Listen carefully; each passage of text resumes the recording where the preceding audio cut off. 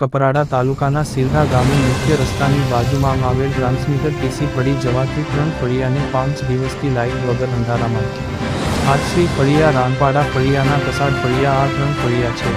આજ દિન સુધી આ ટીસી સ્થિર કરવામાં આવી નથી, જેના કારણે લોકો અંધારાનો સામનો કરી રહ્યા છે.